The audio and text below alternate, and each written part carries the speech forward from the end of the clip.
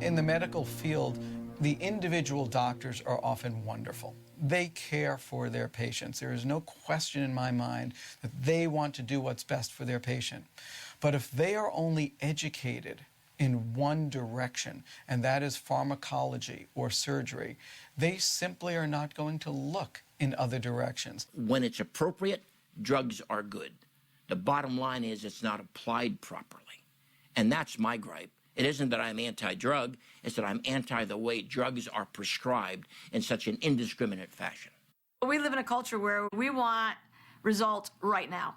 You know, whether that's to pop something in the microwave and have dinner in 10 minutes, or, you know, go have a surgery or pop 3 pills because you have the euphoria of feeling good for a moment, but all that's doing is masking the problem. You know, you don't need to go all the way to Iraq or Afghanistan to find combat. Combat is right here. And if healthcare is about just making money, then we have lost focus of the mission. To me, the ultimate 2 questions are, why are we sick? And what do we need to do to get and stay well? The only way that we can be healthy is to be and seek out and find and stay in, as much as possible, a healthy environment. Is it possible that we're ever going to express our full genetic potential for well-being in the industrial environment we've now created? No. Is it possible that we could reduce chronic illness, live better, longer lives to a degree which is almost unimaginable? Unequivocally, yes. So where do we start? Going for a 30-minute walk 5 days a week can reduce heart disease and diabetes and obesity by 90%.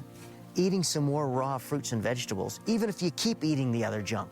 Taking some simple things like omega-3 fatty acids and vitamin D, which are pennies a day, which we know have an astronomical benefit.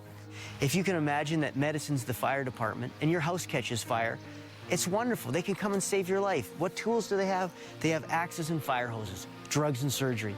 But it would make no sense to call them back the next day to spray your house down again. And it would make no sense to have your house regularly sprayed down so that you didn't get a fire, because the things that are useful in an emergency are not the same things that provide us with our genetic requirements for nutrition, for exercise, etc. The focus has gone from how we live in the environment that we've created for ourselves to looking inside through a microscope to try and find out this weakness that's causing this illness. And so our well-being is totally dependent upon the quality of the ecosystem that we live in.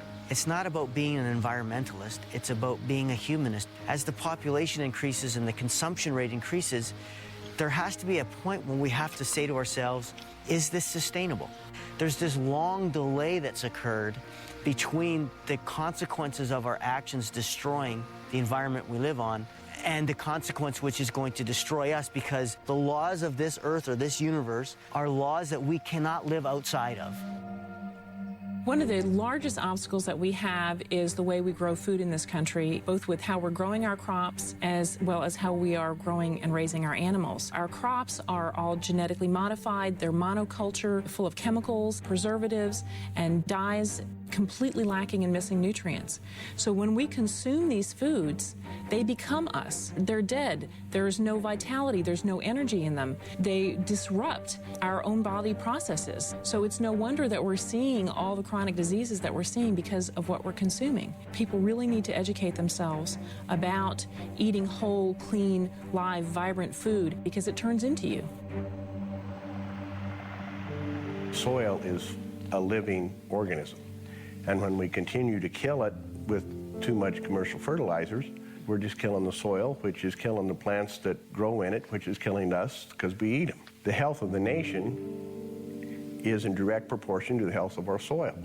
We need to learn how to take care of our soil so it'll take care of us. Chemical fertilizers allows us to get high yields, so we get lots of pounds over the scales. But the consumer doesn't get the benefit of that because there's no minerals, there's no substance in the food.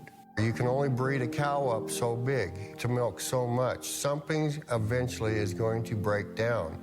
Mother Nature took millions of years to breed up these seeds, and some investors or our government or whoever is pushing all this nonsense, it's going to catch up with us. Food is our medicine.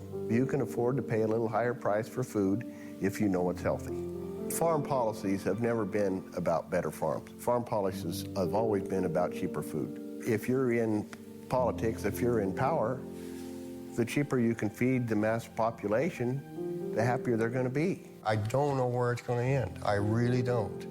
And it's scary. I'm an 11th generation farmer, and it's going to probably end with me. And it's heartbreaking.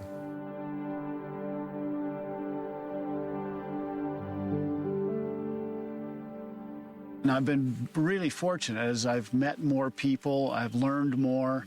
It's enabled me to expand my boundaries. For me, I felt if I stopped moving, I start dying. And while I'd never tell anybody else what to do, I've seen people who are in wheelchairs due to MS. And part of me thinks, could that be because they followed their doctor's orders? I have to say I'm really impressed because I would think that there would be a lot of fear, and I usually do sense that from a lot of people, but I totally get like a calmness from you about this, which I believe is absolutely essential to having a healthy immune system. There's a chunk of me that believes I can get past this. And, 14 years later, I'm still hanging on to that. I think the first thing really is to get your diet right and to make it be a lifelong thing, and that means making it fun.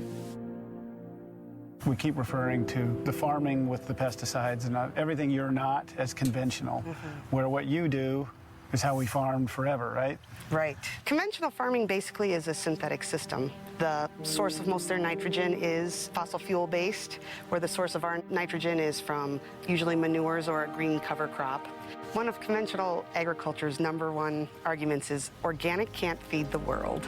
And really, after 12 years at this farm, I really think we can, and it's a sustainable way to do it. We last year beat the state average yields for every single grain crop on our farm. The average yield of oats in the state was 66 bushel. We had 93. This is a beautiful soil, and I've really honestly come to believe, you see the aggregation in it and the way it crumbles. It has room for oxygen and nutrition, and so an organic person works really hard at maximizing the health of their soil, and then they let the plants get what they need themselves. Conventional farming is much more prescriptive, and they're feeding the very top of the soil. The roots don't have to go real far. Organic roots have to go much deeper because they need to find the nutrition they need on their own. You get a vibrant vegetable and I think a very healthy body as a result. Possibly the most important choice people can make for their family is how they eat.